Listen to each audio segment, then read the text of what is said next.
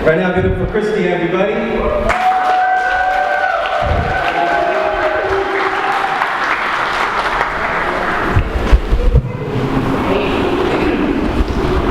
So the one I'm reading is called From My Home. Just because I grew up in a privileged life, doesn't mean my life didn't have any strife. Privileged in a way that my dad stayed with his wife, grew up in the same home all my life. Privileged to know what community means, having experience being around all kinds of beings. Grew up in a suburb of the 13th largest city of my state, housing so many people, yet it receives so much hate. People can't decide if it's fate or mistake to take what this land can give them, whether it's asthma, cancer, or chronic sinus problem, whether it's love, heartbreak, or community. There's so much space for all to come into unity. Stockton is a wasteland of untapped potential. Stockton is a land of trauma of the mental, and the struggle, and the worry. Got people wishing time would just hurry, to hurry up and die, to hurry up and leave, to hurry up and grieve. Their resentment, their self-hate, and their disdain of what they create and of others. Trauma conditions become traditions, and habits become hard to break. But in the swells of Stockton's roots comes a beat that some just can't refuse. This land calls back to its people. This land calls back to creatives of multifaceted mediums to share, express, and commune. No one is immune to the sense of wonder, to the sense of longing, to the sense of belonging, to someone in some place, to a place that is safe, a space to be, a space to exhale. I have traveled the world by air, land, and sea, and Stockton is where I choose to be. Choose to where I serve and create and to give those and wait. Wait for my blessings and wait for my seeds to bloom into fruition. All because I followed my intuition. There was no better place for me to call home. This land called me back, yet I kept trying to run. I'd grown and then moaned about all the roadblocks I'd encountered. I'd grown and then be redirected back. And it kept feeling like a backtrack, but it felt like a misdirection. It was actually a swing in the right direction of my path. And I just laugh because I know I'm stubborn and I love to learn the hard way. And it took me a while to internalize that healing doesn't have to hurt.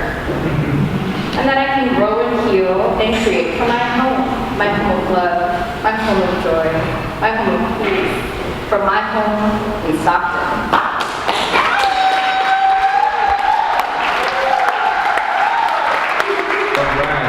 On deck, we have Manuel Camacho. Right now, give it up for Sam Allen, everybody.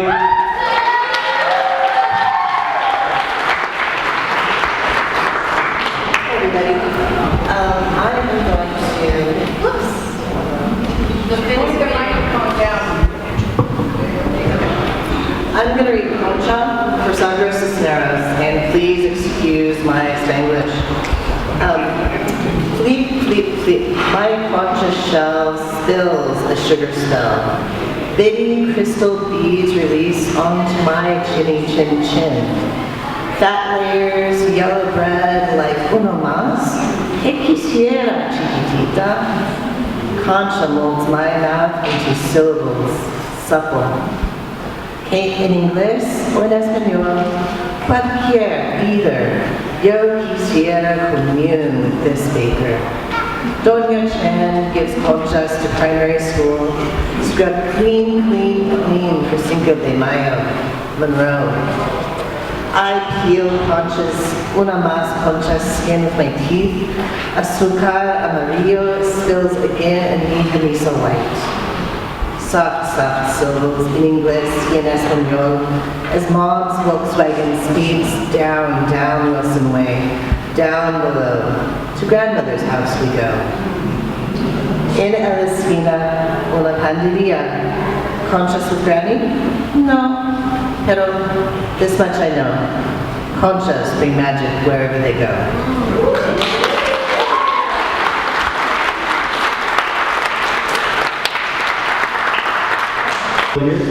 Help yourself. On deck, I have Melanie Sievers, and right now we're going to give it up for Manuel Camacho.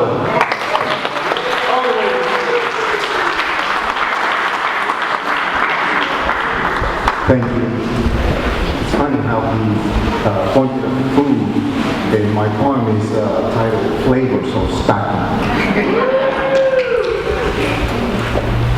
Stockton rises up gigantic in the plains of the Central Valley. From the fertile fields, the field workers send us floods of food with their hands of live soil in their nails as the only sign of their legal status. They provide us with peaches, apples, pears, nectarines, cherries, figs, melons, plums, grapes, strawberries, tomatoes, walnuts, almonds, asparagus, onions, cucumbers, and more. In the streets, the flavor of the taco trucks explode, sending ancestral clouds of aromatic asada at some intersection, Hammerlane and Golden Road, Main and Airport Way, Pershing and March Lane. At any corner, the fruit vendor in his monumental cart cuts watermelon, mango, pineapple, cucumber, and the lime chile inundates the palate. An 8-mile road in Lower Sac, the tamales scream with the scalding champurrado like conceiving lava. And the legendary esquites with epazote rally the mornings while the pedestrians gather in the Lincoln Center Plaza, where the elegance of their stores, restaurants, and markets contrast with the exotic flavors of the food trucks. That is where Stocktonian diversity mixes Asian fusion, Southern barbecue, and Mediterranean hero. Stockton takes control of the mind. It is the origin of the Delta and Deepwater Port.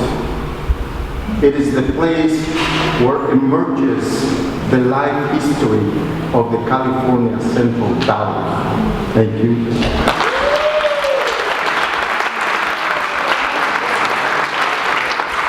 That's a lot of flavors. On deck, we got Jonathan Harold. Up now, we have Melanie Sievers.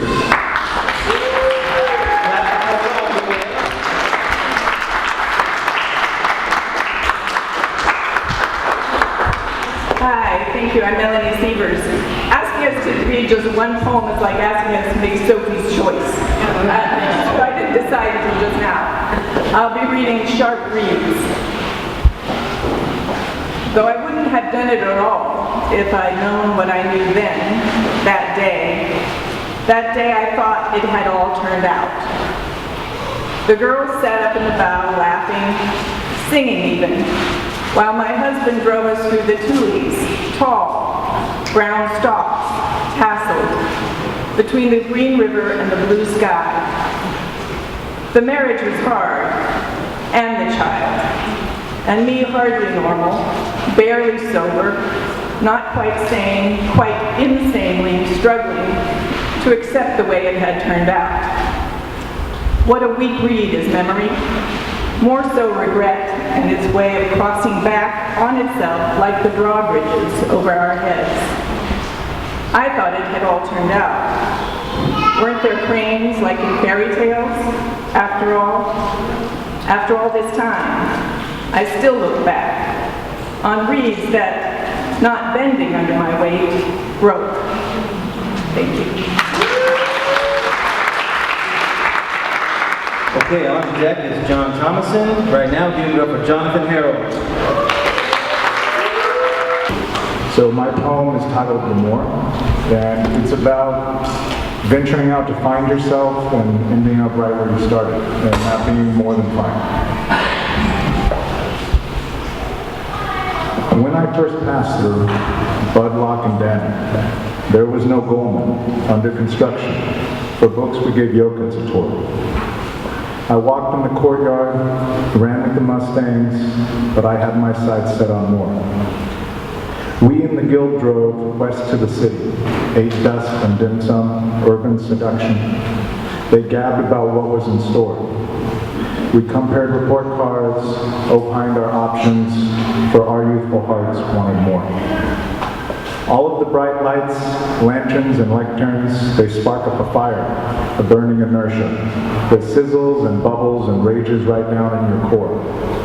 But you can't go somewhere, onwards or upwards, until you've been someplace before, until you know what you stand for. So looking back now, bolder and wiser, I see it more clearly, wipe off the goggles. I've long since swum back to the shore. Sometimes the first place, far from obstruction, can mold you as much as the door.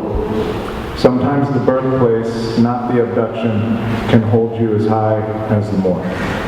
Thank you. That is June Gillum. Right now, give it up for John Thomason.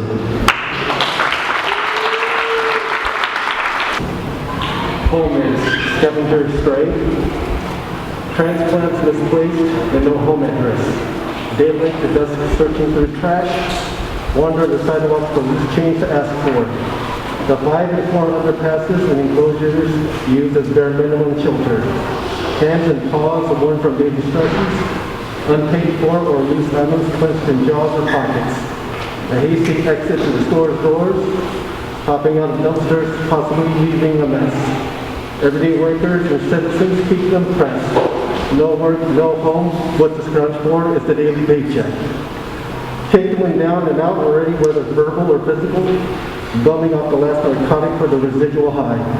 Dirty needle finds its way home. Roads and paths to travel come and gone every moment. Find greener pastures or pavement and the past is left. Or laying on the edge of the sidewalk with no breath.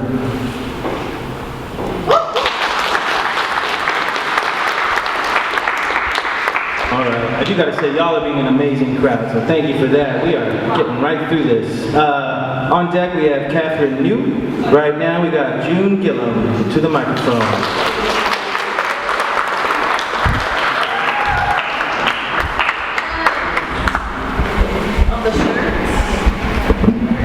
It's wonderful to see all of you here and see so many of my Delta College comrades in arms. And I think we should give it up again for Paula Shield for creating this fabulous.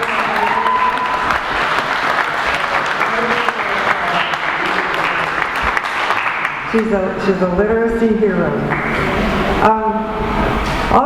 I'm the president of the San Joaquin Valley Writers Branch of the California Writers Club, and we are meeting tomorrow at noontime on the UOP campus in the DeRosa Center to hear another Delta College teacher from the good old days, John Brito.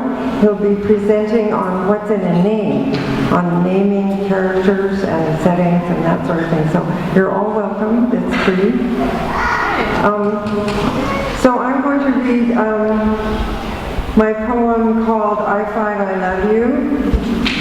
And my grandmother had a ranch in Galt, and I would go and stay with my sisters on her ranch in Galt, and she had a big red rooster that would chase us all around the yard, and we would run screaming away from the big red rooster, and loved running in her fields full of corn stalks. And I feel very close to the earth of this valley, but when I was hired to teach at Delta, I lived in Sacramento, and so I ended up having a very intimate relationship with the freeway, with I-5 that would roll under my tires day after day. And when I started in 1990, we had to be here 5 days a week, 5 days a week.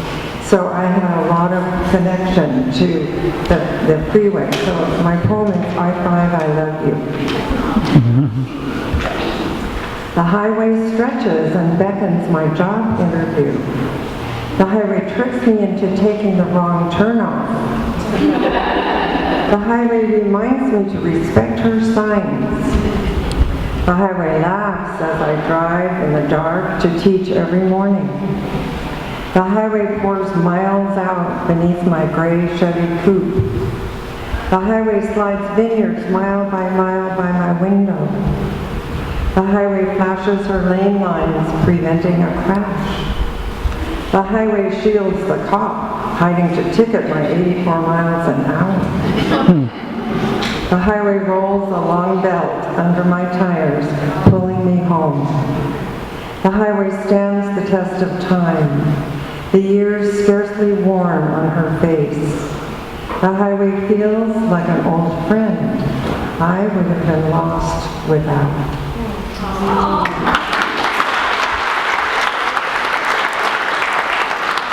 All right, on deck we have Melkor Sagun. Give it up for Catherine New, everybody.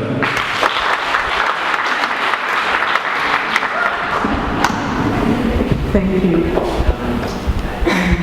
I'm going to read Stockton Spring, and before I do, I will mention that probably a lot of you enjoy hummingbirds.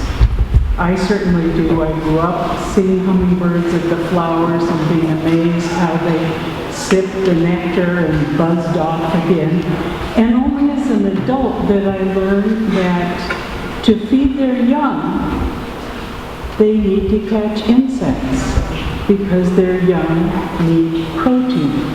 Well, insects and also arachnids, because you've seen them catch a spider before, I bet. And we have plenty of those here in Stockton. So that gives you a little background for this poem, Stockton Spring. Endless entertainment at corner window, where we spend a lot of time. Hummingbird feeder hangs next to fragrant jasmine vine, blooming white, climbing chain up to eaves. Hummer went into jasmine, caught a spider that didn't all fit in its beak. Another hummer zoomed in, grabbed spider part. They tussled, tug of war, spiraling down to the ground before our very eyes. Outcome was finders keepers, possession 9/10 of the law.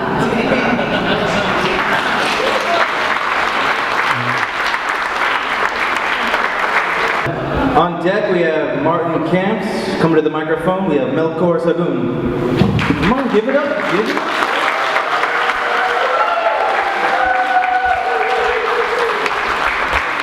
I'm not Melkor. But I told him I wasn't going to do it, but then I decided to do it. We are publishing his book of poetry next.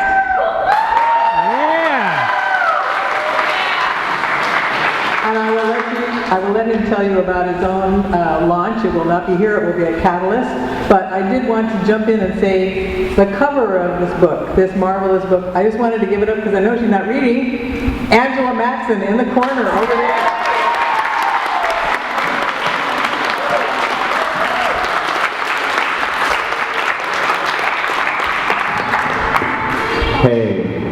Hey, so my name is Melkor Sagun. I'm from the south side of Stockton. Yeah, I lived in a little motel right across from the fairgrounds. And believe it or not, I've been around hosting events and being a slam coach with Tama and with our words, and being a general dissident for the last 40 years. I'll be 40 this year, believe it or not.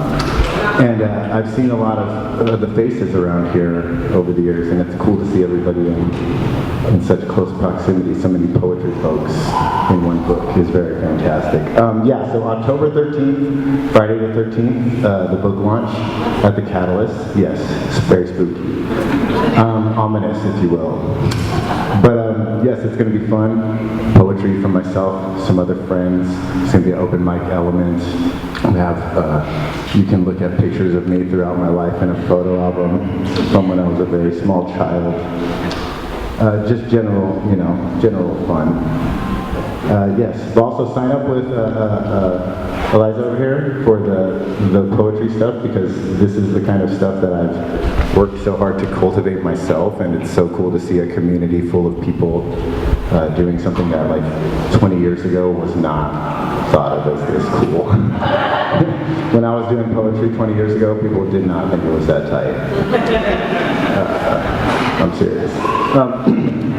Alright, so this poem is called Town Like a Rainy Day, and it's about Stockton.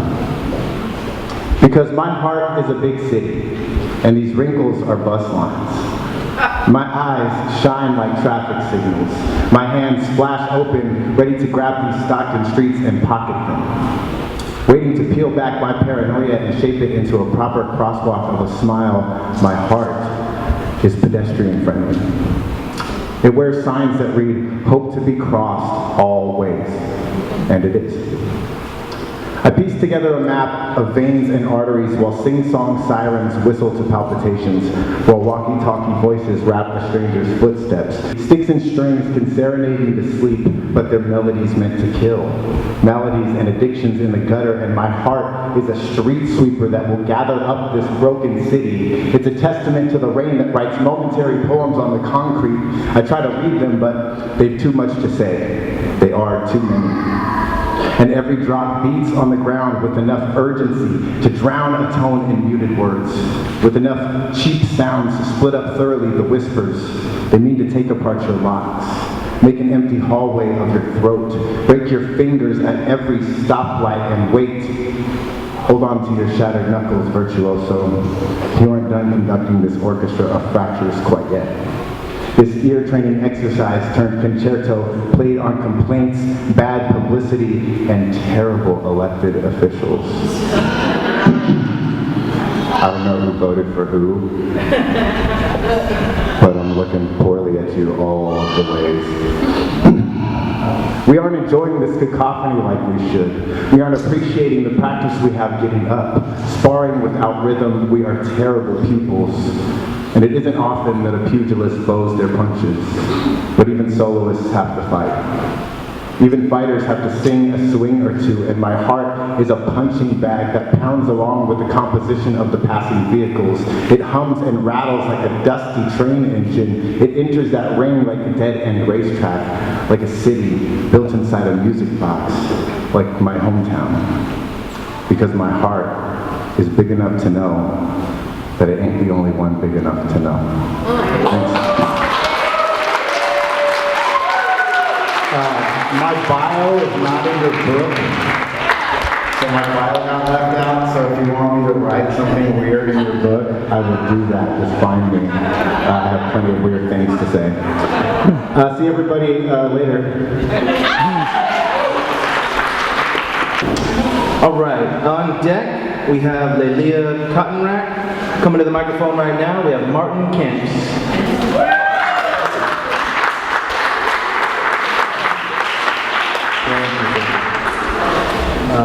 I mostly write in Spanish, so thank you to Paula and also to my friend Manuel for inviting me for this wonderful anthology. It is so great to see that there's poetry in the city, and that is incredible.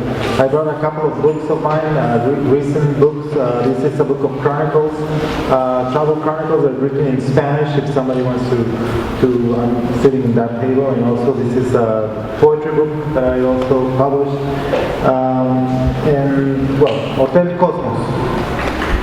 It's written in Spanish, so I translated it myself. The eye of the golden eagle sees the swollen veins of the delta. In its meandering to the sea, water flanked by cattails between fields where the long fingers of the asparagus hopped, and rows of almond trees with wedding veils.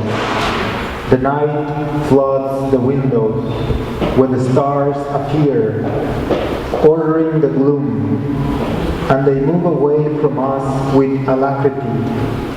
The stars are stalactites, stalagmites or gays.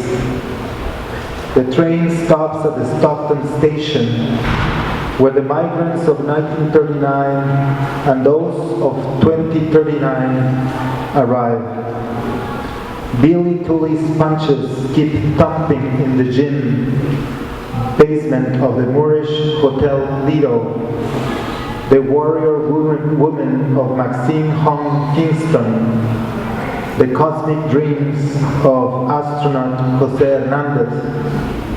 The precise scalpel of neurosurgeon Alfredo Quiñones Hinojosa. The Man on Horseback, Trains and Deer, rendered by painter Martin Ramirez.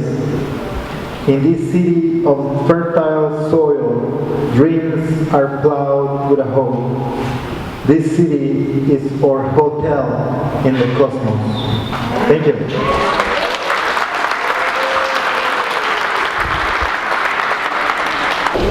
Right now, give it up for Leia Cotton-Rack, everybody.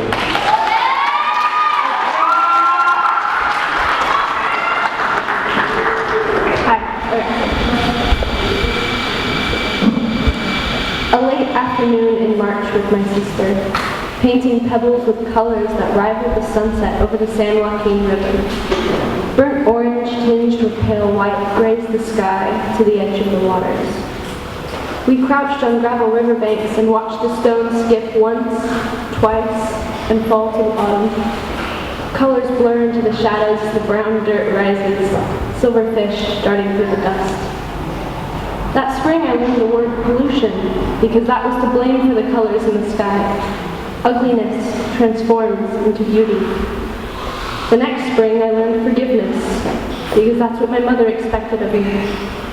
By then the stones would skip 4 times before they fell, but the fish were gone, replaced with thick algae, and the depths of the water a yellow-green.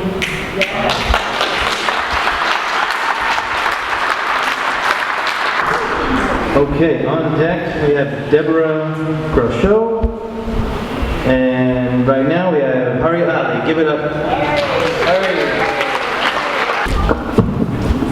So, in case you didn't all come to this event and just before you came thought to consult your book on medieval history,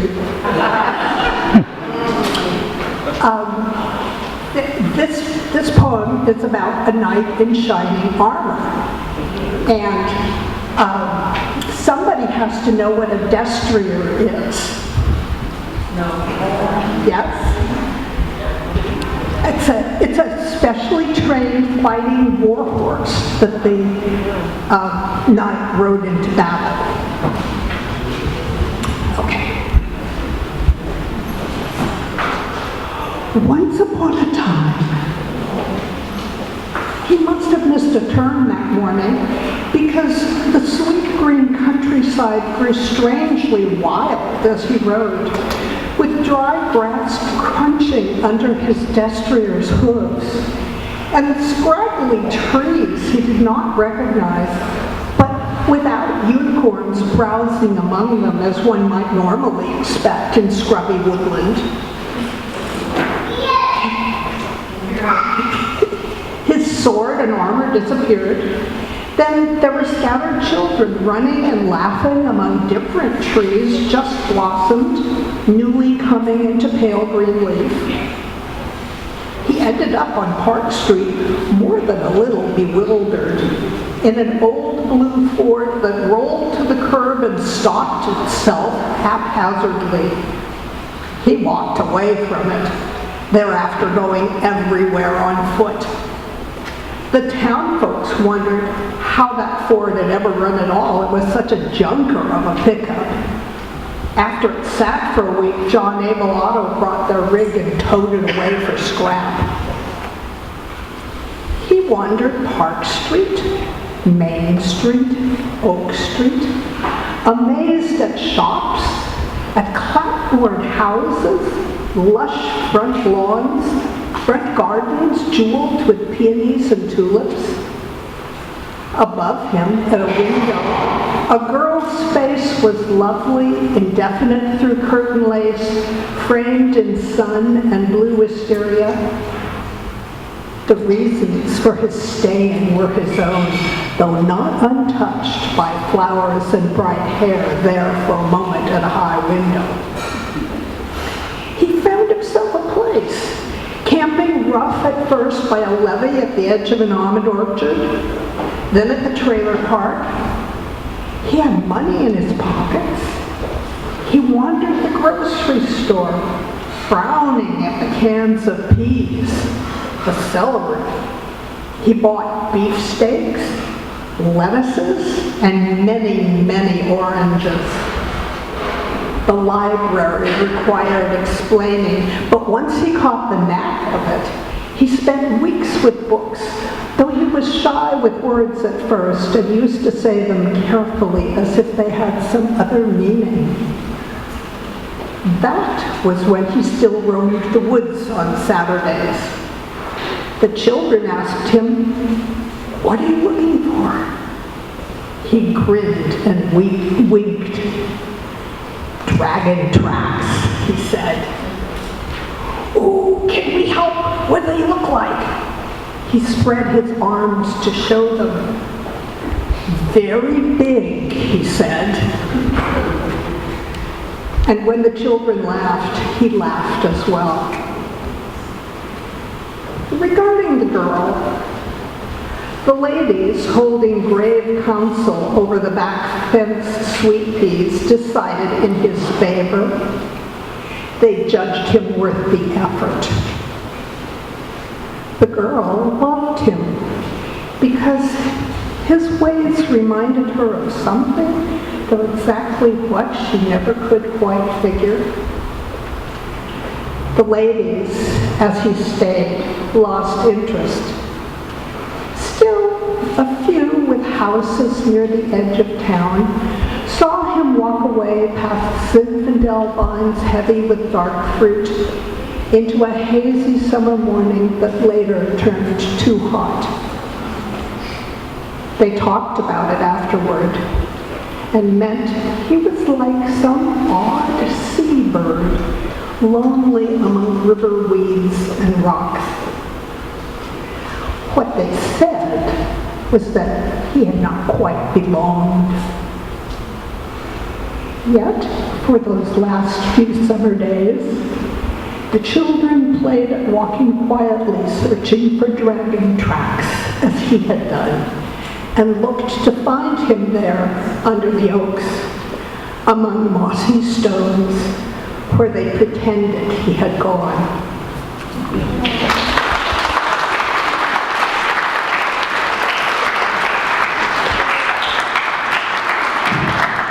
Right now, we're going to give it up for Deborah, everybody.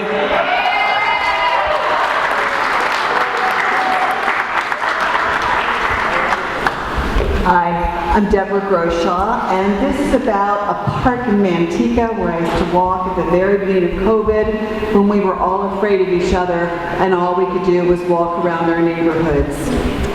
St. Francis Park. Dawn breaks, walkers emerge from Linden Way and Pheasant Hollow toward Devonshire and Sterling Place, converge, solitary or in pairs, on St. Francis Park. Strangers, now friends, perambulate, checking watches, counting steps, conversations carry from sidewalk to asphalt, passing one another, they circumnavigate St. Francis Park. Social distancing in the open air, daily exercise transforms despair, human connection devoid of touch in St. Francis Park. Lapse complete, neighbors depart the square to work from home in solitaire. When evening falls, they will resume walking in St. Francis Park. We have Orlando Molina coming to the microphone right now. Give it up for Jazz Marie Latour.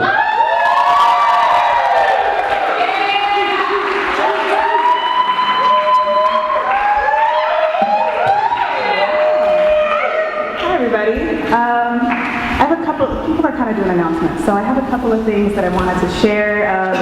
My friends and I were part of a group called Energy, and we have an open mic that runs every last Wednesday. If any of you poets would like to come and show love to the open mic and to share your poetry, we do this every last Wednesday of the month at Patch Workshop.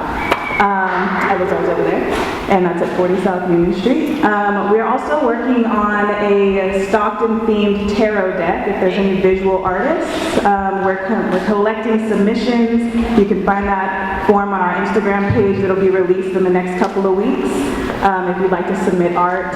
And I'm also collecting stories from my elders, and so if you would like to sit down with me to do a video series, I would be honored and more than happy to speak with you and record you and share some of your experiences as well.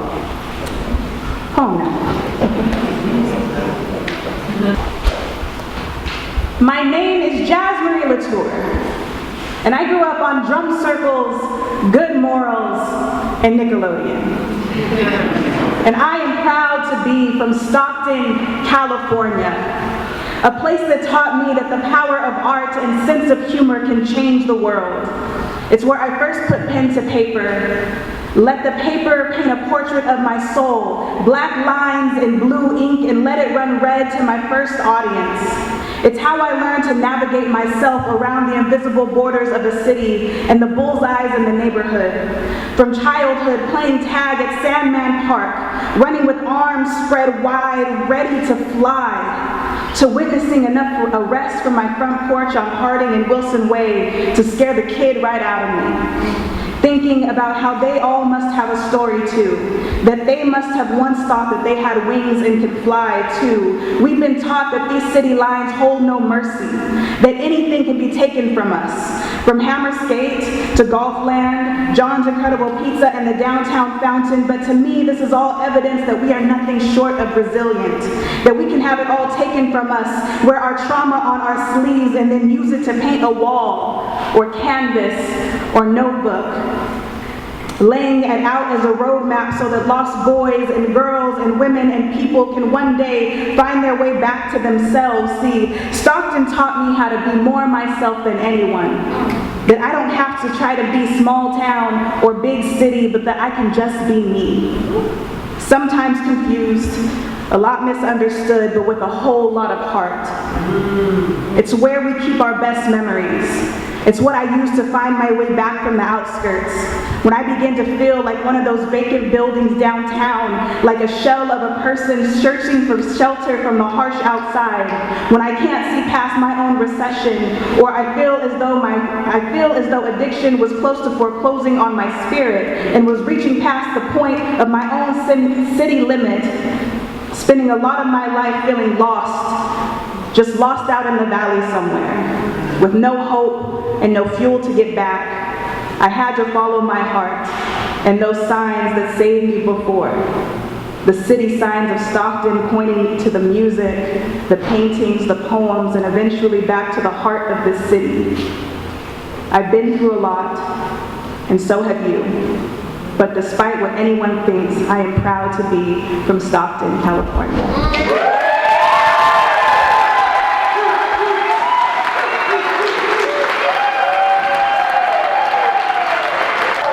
Sounds like a lot of y'all share that sentiment. We're being represented, right? I mean, that's what this is all about. We are the center of attention, right here. All right.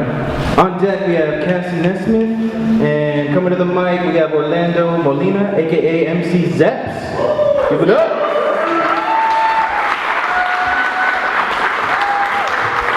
Hi guys. Fun fact, my first open mic 6 years ago was with Energy.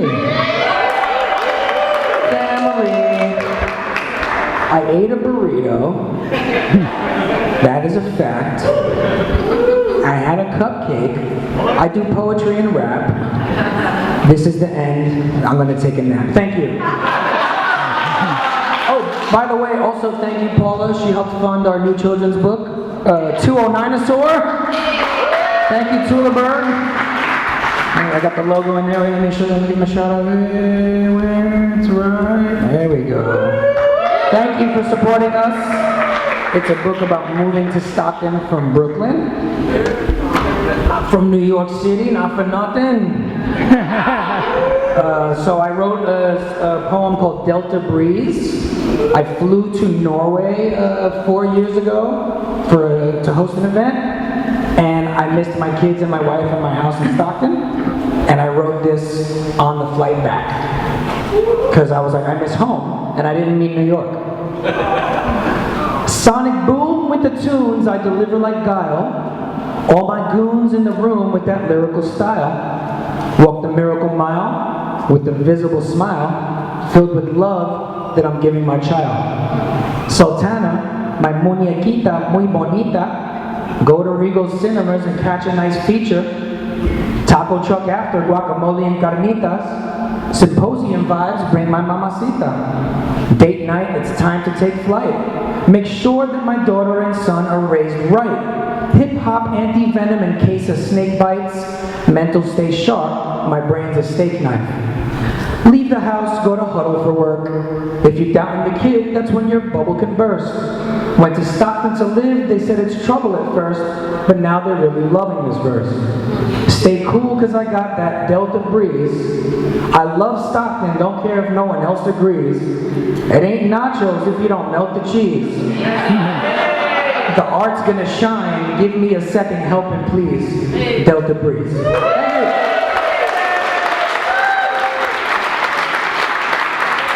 Mikey, those cupcakes are good, bro. Check out Rhymosaurs and all the cool stuff they do. See them around freestyling for the kids. All right, on deck we have Ava. And coming to the microphone is Cassie Nesman. Come on, you're not...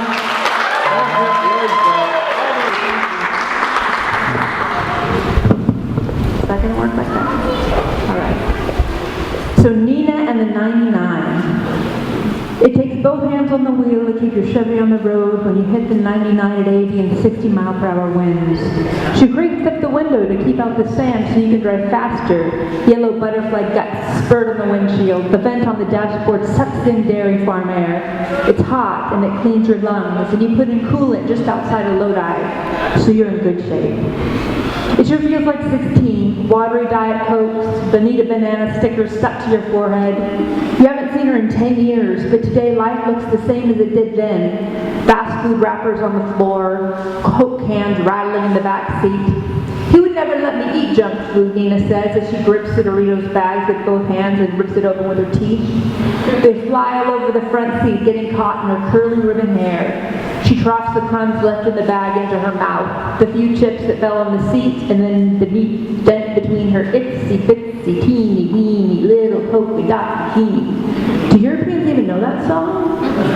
Get popped in her mouth. The rest of the chips she crushes like orange shag carpet onto the ground. Shouting over the radio, she's remembering every single reason she left him. She turns it down, you turn it up, because you like this song, and they don't play enough Hank Williams Sr. anymore. You swerve, just missing a truck blasting his horn. You bit into the seed of a purple grape. When you're driving down this part of the San Joaquin Valley at this hour of the evening, you always wonder why you wanted to leave. Later, you never remember why you loved it so much. The flowers are direct, not sterile bouquets like the bouquets he did give her often enough. Handfuls of poppies freckle the highway, wild purple lupin, red swatches of Indian paintbrush. With the snails and the sprinklers, the moon gets just as hot as the sun and the Delta breezes still. You're all right, barefoot past midnight on the steaming sidewalks, scratching swelling new mosquito bites, pointing out constellations. It's getting kind of late, so why not pull over into a frontage road for a few hours? Nina's asleep anyway, and the dark heat reminds you morning will wake you. Recline the seat, hide the keys in your pocket. Drifting off to sleep, you try to think of a single secret you haven't told Nina yet. There's one, a kiss. You shut her off the night, and memories a little, drape Nina's sweatshirt over her. Morning. Your arms stretched across the seat towards her arms. Pink hands, pinker fingertips. In the early morning darkness, she looks like Levi's tossed on the bed, unbuttoned. The rim of her secret tattoo peeks out under her yellow bikini band, just a stretch from your fingers. Move away the strap so you can see it. All you have to do is inch a little centimeter closer. It's a rose, you think, something red. She presses her chin into her shoulder, her eyes closed as she lets out a little moan of air. Nina! She peels her face off that leather of the car seat. Is it so late we have to wake up? She asks from underneath her tumbleweed hair. It's not, but it's time for me to pee. You lose your flip-flop as you run inside, and your belly has red creases from where the seatbelt wore all night long. There was only one bathroom behind the gas stations facing the sun. You come back shaking out crumbs and kinks, and Nina's pretty enough to have gotten the guy to check the oil, add water and coolant, clean the windshield. You go inside and buy Diet Coke and gum. Your toothbrush is packed. Wasn't he nice? Easy to be that way to a beautiful girl, you think, but your mouth is full of bubble gum anyway, so you blow a bubble and pop it at her. Your eye catches the jackrabbit racing across the field. You can't see what he's chasing.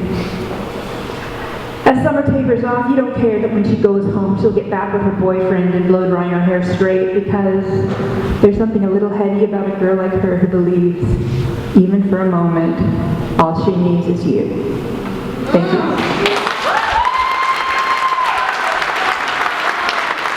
Okay, on deck we have Tom of Brisbane coming to the microphone now. Give it up for Eva, everybody. Hello, my name is Eva Majorado, and my home is called The Drive to Grandma's House. And 2 years ago, my grandmother passed away, and so when I was writing this poem, I remembered how fun it was to go over to her house.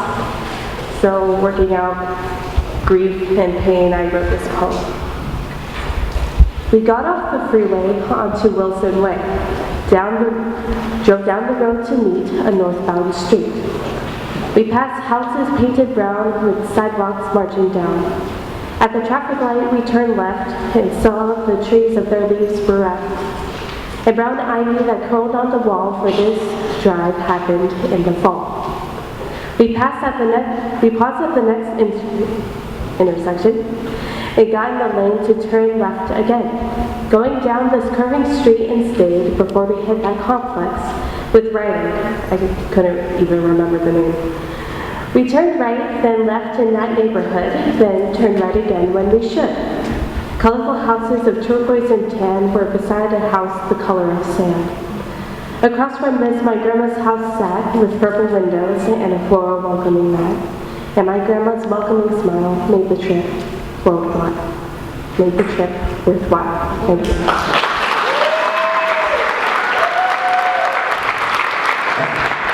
On deck, we have me. Coming to the microphone right now is Tom of Brisbane, everybody. Give it up.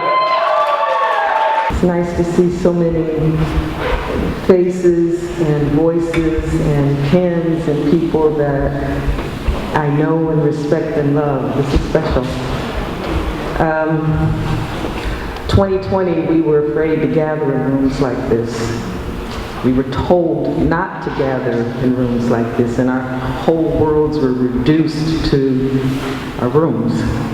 And the city asked me if in my role as poet laureate, I would write something comforting. And I said I'd try.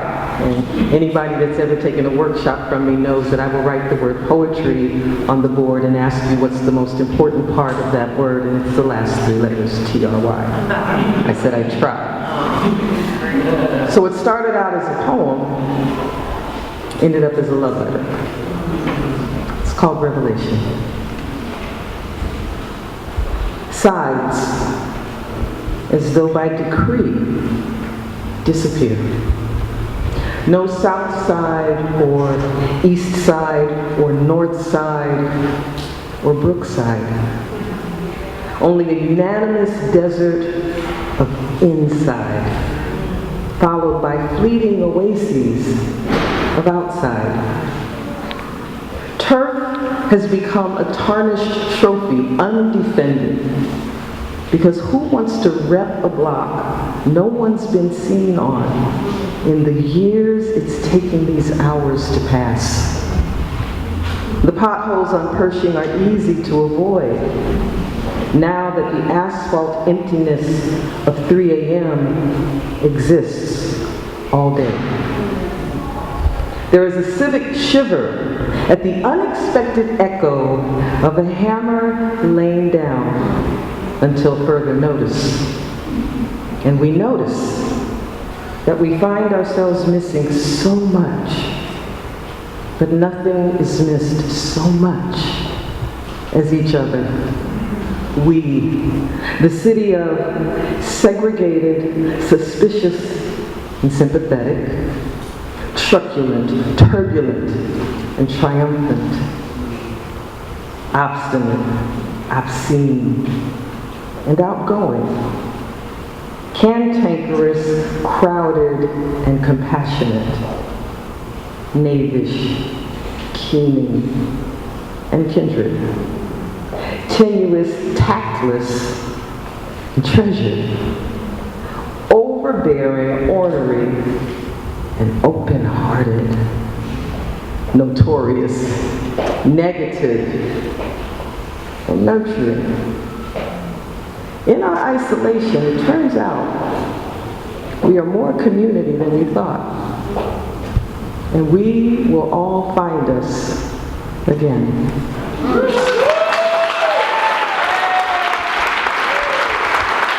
All right, before I read my piece, I just want to thank again all of our sponsors, Nina's and Comida de Jen for the food, Michael's Heavenly Sweets for the Heavenly Sweets, the Mexican Heritage Center for letting us do this, of course, TuleBurg Press.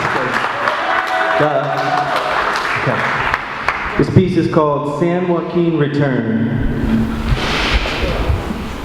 I'm back at the beginning of memory. Delta breezes whisper faint hints of ocean air. It stirs a longing, entices my wanderlust. Yet I have just arrived, returned to a world of turning soil and abundant harvest. A summer sun sets slowly, like a burning copper coin, pulling deep purples and greens from vineyard leaves. Gnarly rows of orchard tips are alit, almost ablaze, beneath a searing sky. The mystery of this place keeps me company as I cruise back roads of my own personal mythology, like visiting myself in a dream. Pausing in shaded places where innocent kisses were shared, cherries and blackberries snatched. Stopping in the dust along country roads, leaving flowers at memorials for friends who never made it home. I chronicle this voyage with poems, paintings, and photographs. They can depict the same thing, but never in the same way. Every method of expression requires its own channel for absorption. The right tool for the right job. This is a land of working folk, carpentry, songwriting, fermentation. We all have a purpose to serve. Let words, music, and images blur. Filter the whole experience through a medium that nourishes all of our senses, like irrigation lines through fields. Fields that yield bounty to fill our glasses and plates, taste and raise it in praise. I am thankful to be here, grateful for this chance to realize, revisit, and retrieve these living pieces of me. I now know how to put them together and make peace, delicious, delirious peace. A sweet balsamic glaze poured over sweltering days, spilling onto my pages as I sit and sip. Every drop makes emotions transform like shadows in the trees. I am ground that is sifted and shifted by water and force, energy and time. The sheer will of farmers who would not let their families starve has shaped this place, as this place has shaped me, even when I didn't want it to. Even when I wished myself a million miles away, craving complex colors this place just can't sustain. Despite everything I denied, the pastures I imagined greener, I am back here, if only for a moment. It is beautiful, if only for a moment. I'm finally able to appreciate the wine that is my life, aging slow in a cask of sacred oak. Like an apple on a branch, I've ripened enough to appreciate the simplicity of being. The balance upon which I hang, roots that anchor me, stretching through topsoil to taste rich red adobe, feeding seeds of purpose within me. A fertile return is promised as I do the work, building myself a homestead in the heart, a pure and simple life, a valley beyond memory. All right. Thank you. And it would only be fitting that we close out tonight with a reading by the woman who made this all possible. And TuleBurg Press has helped so many people.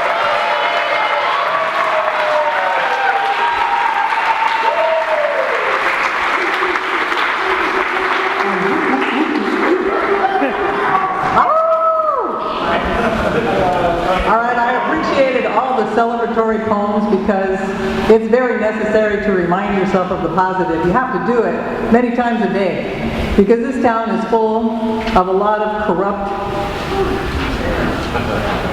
asinine decision makers. And so I'm going to leave you with what needs to be accomplished. I love you all, but we all have a lot of work to do. And this poem is called Kelly Freed is Dead. You might remember who Kelly Freed was. You might not. You'll know after this poem is finished. But if it weren't for Kelly Freed, there wouldn't have been the Kelly Freed Center, and then there wouldn't have been the Teen Center that is on El Dorado Street. Or Center Street? Kelly Freed is dead. 1. You can get a gun easy. Just ask your parents. They got to have a gun to protect themselves. There's probably one hidden in the drawer by the bed. Check the closet shelf or the glove box in the car. Maybe in the junk drawer, in the kitchen where it's handy. Maybe in the garage. Or shoot, maybe it's loaded and laying on the coffee table in the front room where everybody watches Cops and America's Most Wanted. 2. It's been a week since she was shot by a bullet that went through her car and hit her in the back.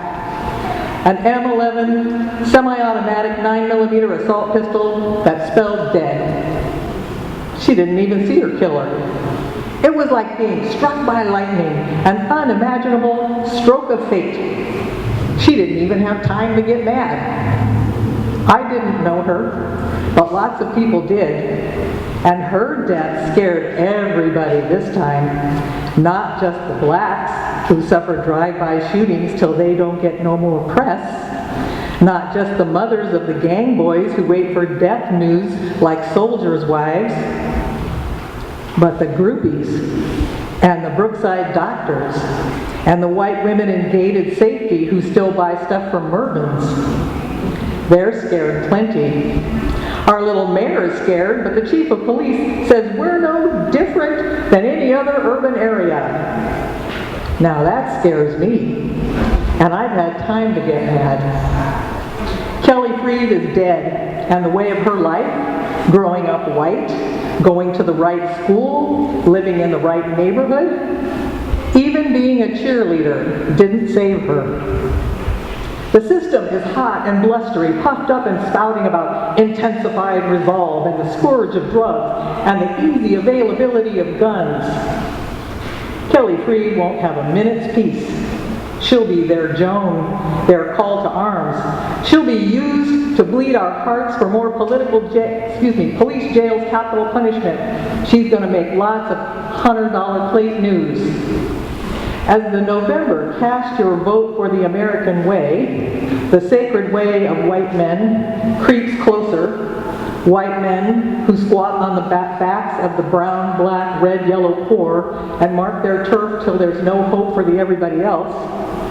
Prepare countless lies to feed our hollow stomachs about work, jobs, education, healthcare, economic recovery, and moral superiority. And in this ritual, we'll hear about family values in La La Land. Suburban 4-bedroom, 2-bath, 3-car garage with pool, Little League Boy Scouts, Oxford buttons around the table with mom and dad, regular dental checkups, but no sex before marriage, and no goddamn homosexuals. And we'll be disrespected because we didn't buy enough, save enough, spend enough, charge enough, invest enough, vote Republican enough, have faith enough, trust God enough, or screw safely enough. Because America is built on competition and capitalism, or force and theft. And when the white guys pick over all they want and throw the slop to the black, brown, red, yellow poor, in welfare, Medi-Cal, Social Security, general relief handouts, Then the pissed on take to the jungles and they wage war. Kelly Freed is dead, and the system that gave us Vietnam, Watergate, Iran-Contra, Noriega, the SNL debacle, Desert Storm, toxic waste, acid rain, ozone holes, polar melt, and a debt that will not be paid in your children's lifetime, if ever, has marked the middle of your forehead with St. Helens ash. Adrian Gutierrez and Carlos Ojeda believed respect comes with a gun and being man enough to use it. It's history. It's how the West was won. It's how the West wins. It's market share. And no matter what the political mob vomits about family values, it's do as we say, not as we do. And these teenage brown cousin boys have learned their lesson well. They ain't stupid. They didn't have to stay in school to learn have and have not. The war in the jungle, where no one could tell who the enemy was, it's come home. Now whites chance a glance in the rearview mirror, checking for colors, looking for signs, falsely believing their time ain't gonna come. Haves hoard respect like an army under siege. They ration and they trade it in their own special gang, and they're real uncool about who wants in. Kelly Freed is dead. She didn't have to agonize over her 30th birthday, but I bet she's somewhere wishing she could have lived to be 100. She probably would have liked Adrian and Carlos, maybe if she had met them before they killed her. She liked kids. They were kids. In a nation of murderers at 15 and 16, we're a nation at war. The Pentagon's budget is going to turn on this new front. Too late to make a difference between reform and revolt. I'm sick of this too. Kelly Freed is dead. Long live Kelly Freed.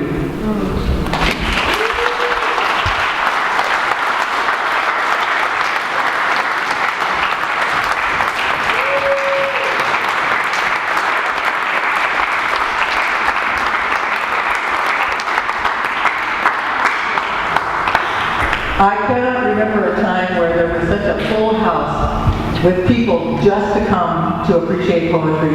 This has been marvelous. Give it up for Tom.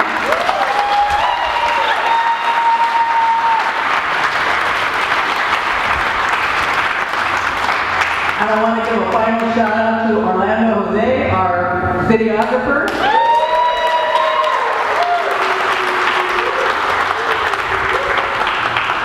And even though two of my gals have left already because my volunteers who work with me, I do want to pay respect to Mia Orostegui. Without her help,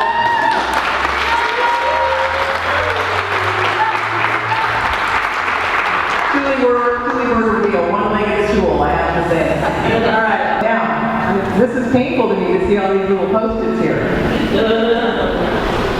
Some of them you guys made, people don't say, I have a mistake in my own home I want to fix, so I've done that. But if you find any other errors that you want fixed beforehand, please bring me a Post-it that's what's on the table for.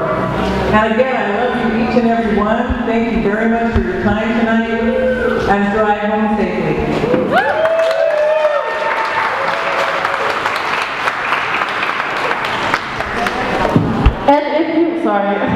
And if you are published in this book and you would like to read your poem at the library, please sign up with me. I don't want to lose your beautiful faces.